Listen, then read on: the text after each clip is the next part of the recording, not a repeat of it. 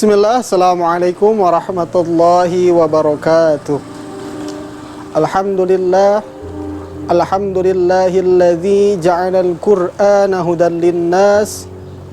Allahumma salli ala Sayyidina Muhammadin wa ala ali Sayyidina Muhammad. Alhamdulillah, segala puji sudah sepantasnya kita panjatkan kepada Allah Subhanahu wa ta'ala yang memiliki kalam yang begitu indah.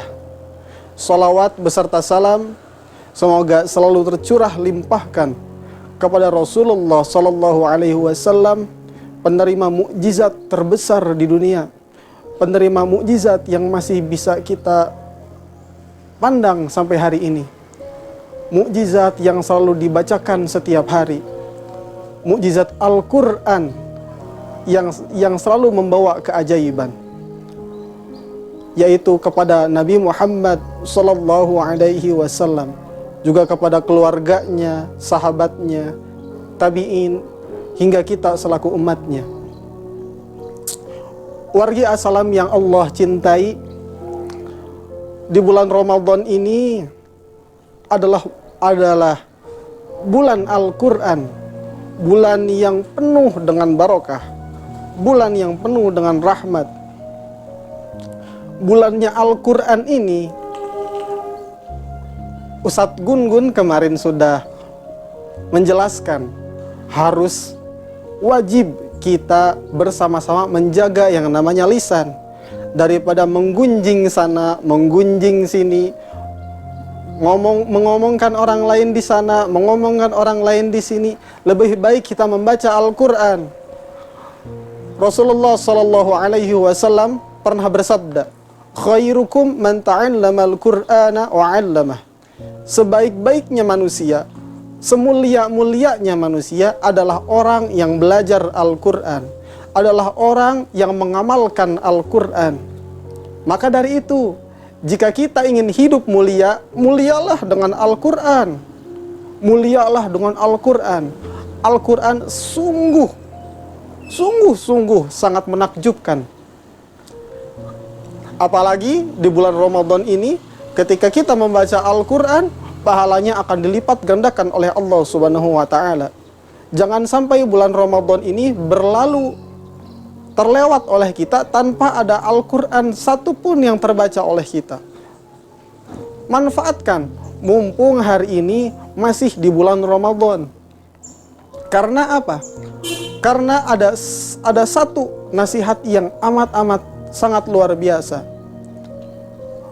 Al-Quran yang pertama, Al-Quran, saking hebatnya Al-Quran, Siti Aisyah radhiyallahu anha pernah berkata, sebaik-baiknya, setinggi-tingginya derajat di surga adalah derajatnya Al-Quran.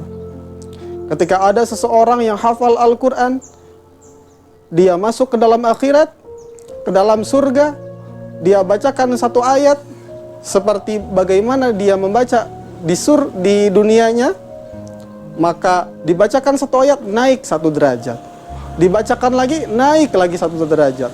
Bayangkan jika putri atau putra Bapak Ibu sekalian atau keluarga, salah satu di antara keluarga kita ada yang hafal Al-Quran, derajatnya akan berada di derajat yang paling tinggi.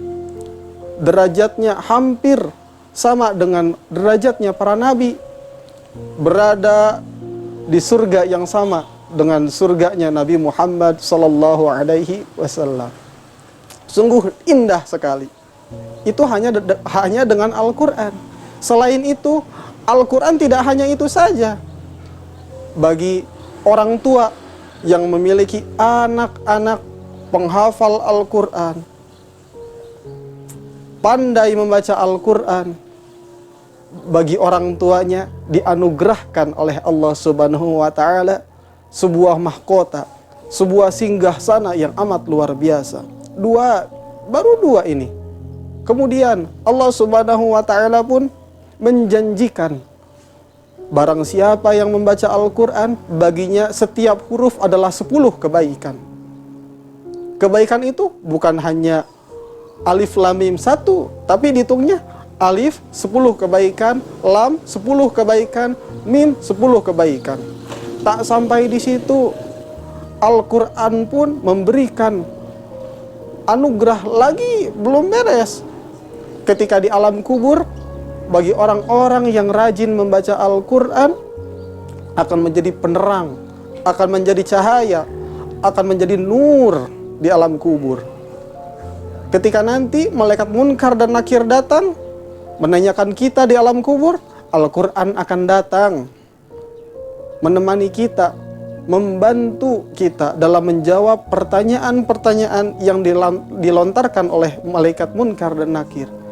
Dan tak sampai situ, ternyata Al-Quran pun ketika nanti kita dikumpulkan di padang mahsyar dengan panas yang begitu terik, dengan tanpa berbusana sehelai pun, Allah Subhanahu wa Ta'ala lewat Al-Quran menaungi kita, melindungi kita dari panasnya terik ketika di padang mahsyar. Tidak sampai situ, ternyata Al-Quran menemani kita ketika di jembatan Shiratal Mustaqim. Kita melewati, apabila yang melewatinya adalah orang yang cinta dengan Al-Quran, orang yang dekat dengan Al-Quran, Al-Quran akan membantu kita, menyeimbangkan kita dari kejatuhan. Tidak sampai situ, ternyata Al-Quran pun ketika di yaumul hisab akan membantu kita, memberatkan amal ibadah kita, memberatkan timbangan amal baik kita, supaya lebih baik, supaya yang amal baiknya lebih berat. Subhanallah, Maha suci Allah atas segala sesuatu. Ini sangat luar biasa yang namanya Al-Quran ini, ya. Kita menggauli Al-Quran sekali di dunia, tapi Al-Quran membalas kita berkali-kali lipat. Al-Quran menemani kita di alam kubur, Al-Quran menemani kita, memberi syafaat kepada kita. Maka dari itu, mumpung hari ini masih pada suasana bulan suci Ramadan, mumpung hari ini kita masih diberikan kesempatan, masih diberikan nafas oleh Allah Subhanahu wa Ta'ala, jangan sampai satu hari pun, satu pagi pun, satu siang, sore hingga malam terlewat dalam membaca Al-Quran. Saya memiliki tips untuk kita mudah membaca Al-Quran. Paksakan minimal setelah sholat wajib, setelah sholat subuh, setelah sholat zuhur, asar, maghrib, atau isya, kita usahakan, kita paksakan membaca 2 lembar saja. 2 lembar, sekitar 4 halaman. Insya Allah, kalau kita rutin, selama Ramadan kita bisa khotam 1 kali. Ya, apalagi yang bisa khotam 2 kali, 3 kali, 4 kali, wah luar biasa. Ya, mungkin sekian dari saya, ya. Perlu kita garis bawahi bahwasanya Ramadan adalah bulan Al-Quran. Mari bersama-sama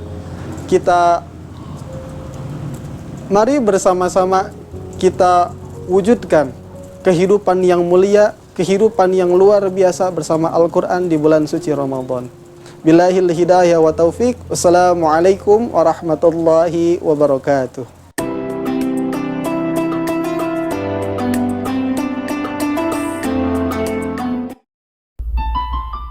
Seharian sudah kita menahan lapar dan dahaga.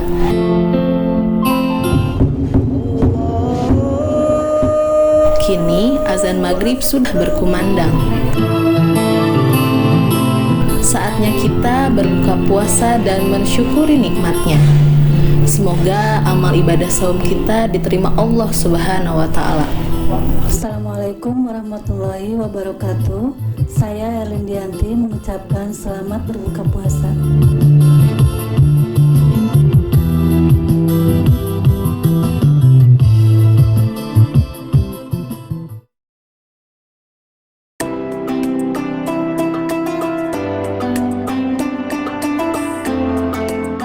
Strong.